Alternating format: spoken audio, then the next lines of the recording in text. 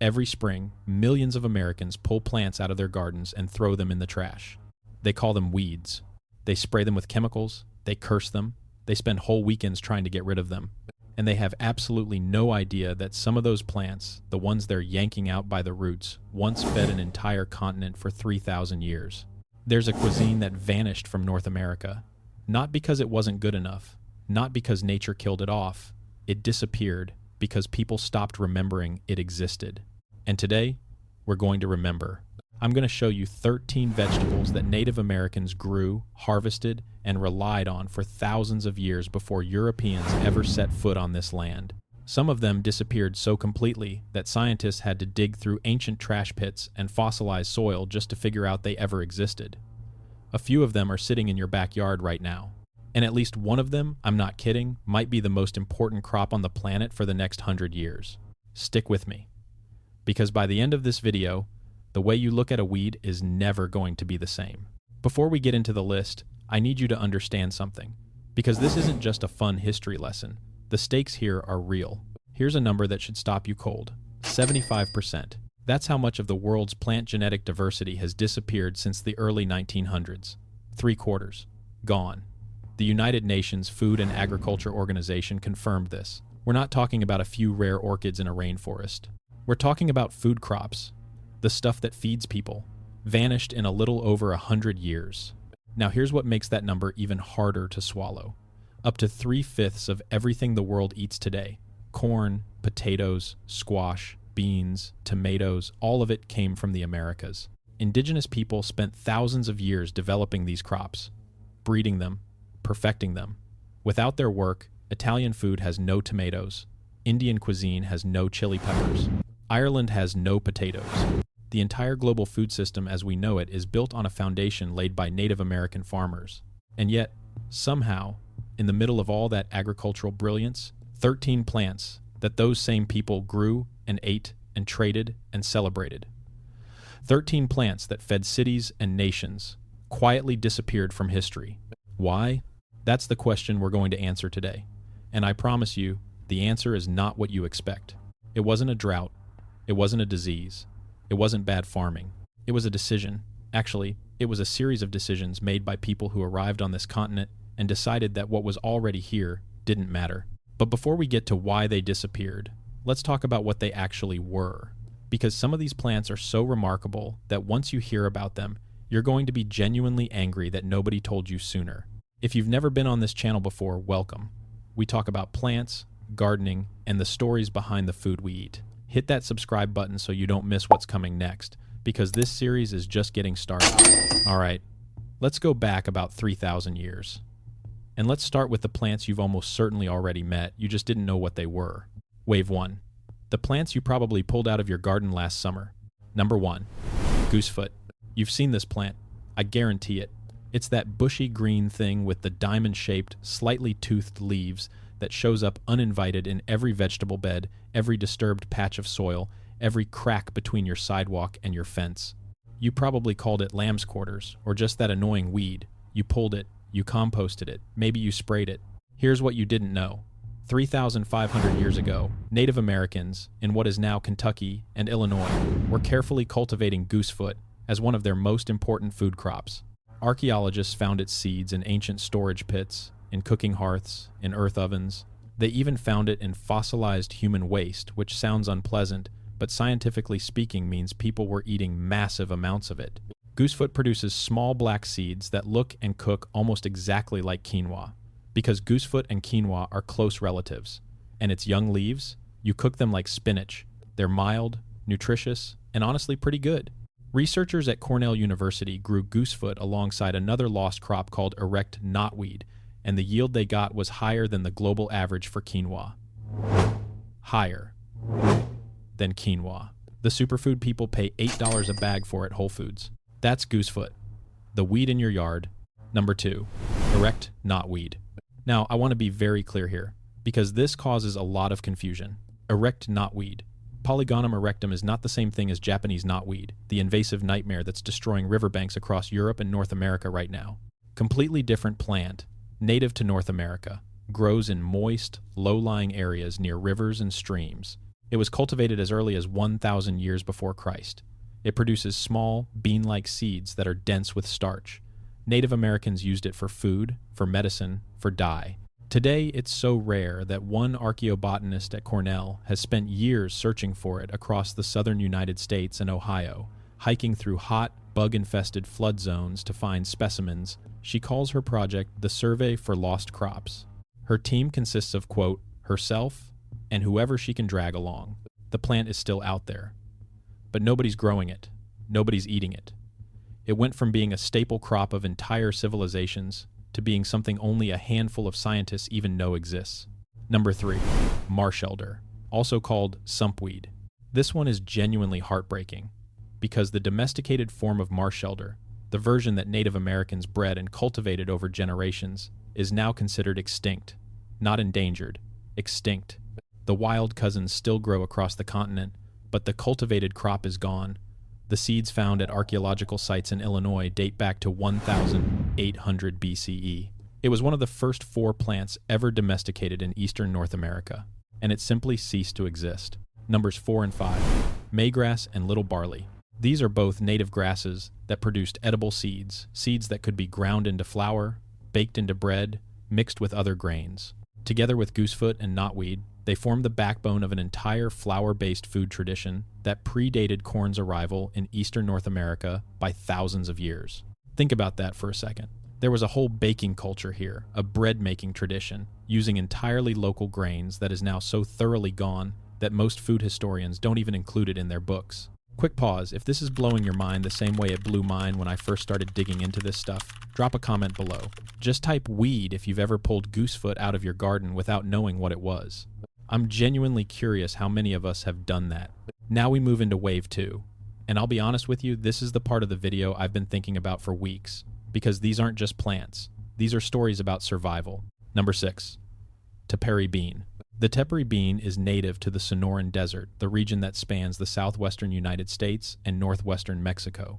It was first domesticated at least 4,000 years ago. 22 different indigenous cultures grew it.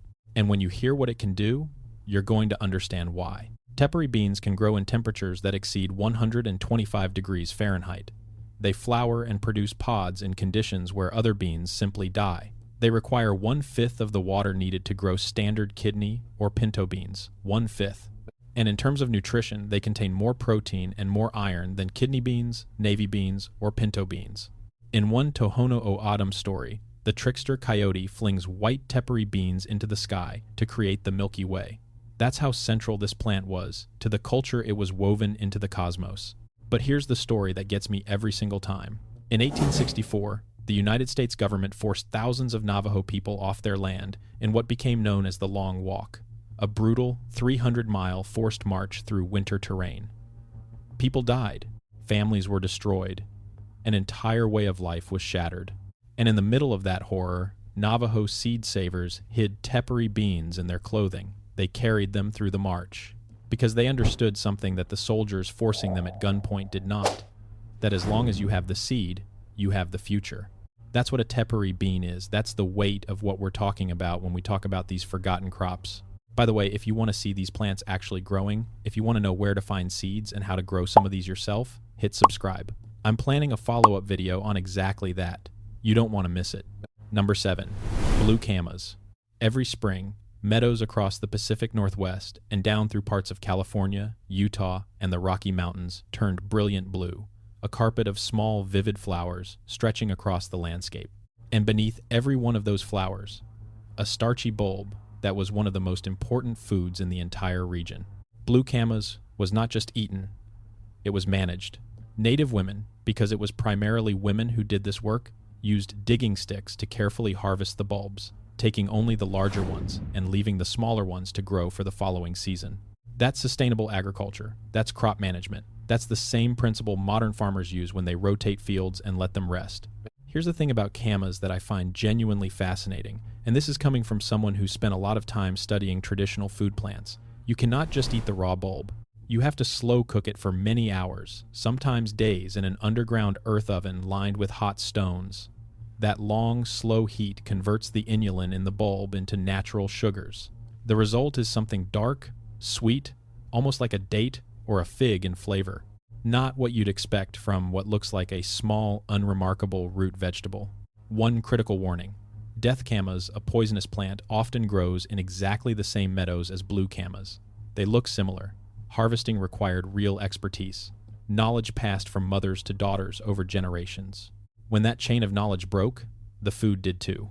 This is my personal take, and I say this as someone who believes deeply in growing your own food. The most dangerous thing about losing traditional food crops isn't the plant itself. It's the knowledge that goes with it. Seeds can be saved, but the know-how to use them, that's much harder to get back. Number 8. Cholla cactus buds.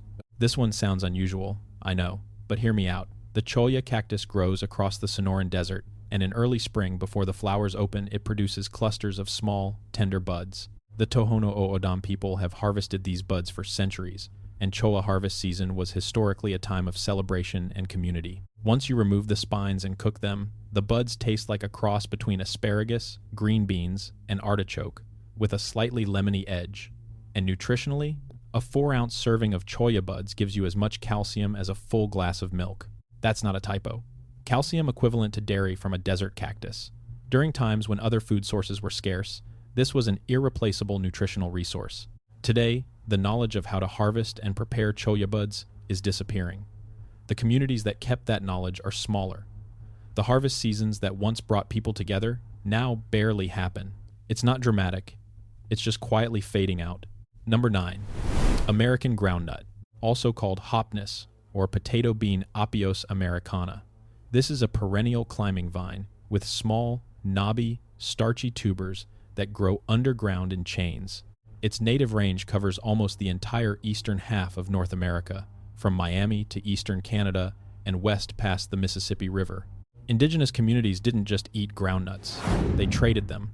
They managed patches of them. They deliberately spread them across the landscape. This was a cultivated crop, not a foraged wild plant. And here is a piece of history that most American schoolbooks skip.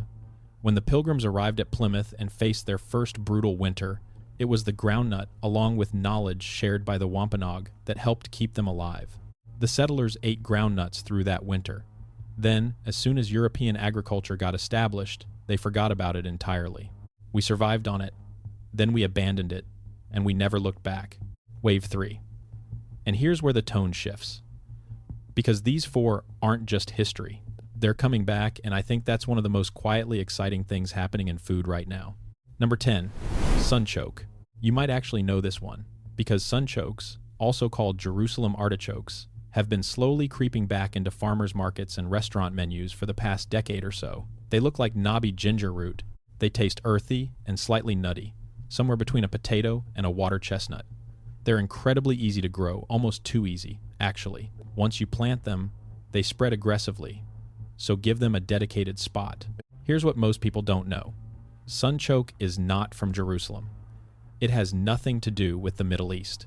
It's a native North American plant, a close cousin of the sunflower, cultivated by indigenous people across the continent for centuries.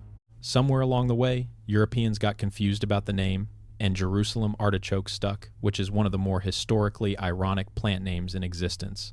Sunchokes have a low glycemic index, meaning they don't spike your blood sugar the way regular potatoes do. They're high in fiber and a good source of iron and potassium. If you've never grown them, they're genuinely one of the easiest vegetables to start with. Get yourself some tubers in early spring, stick them in the ground, step back, and let them do their thing. They'll come back every year. Number 11. Wild ramps. Ramps are wild leeks, Allium tricoccum, and they grow across the eastern United States and deep into the Appalachian Mountains. Every spring, for a few short weeks, they push up through the forest floor before the tree canopy closes in. The smell hits you before you even see them. Garlic, onion, and something wilder underneath. Every part of the plant is edible bulb, stalk, and leaf. The flavor is intense, raw, and mellows beautifully when cooked. And wild ramps have absolutely exploded in high-end restaurants over the last few years. Chefs in New York and London pay premium prices for them every spring.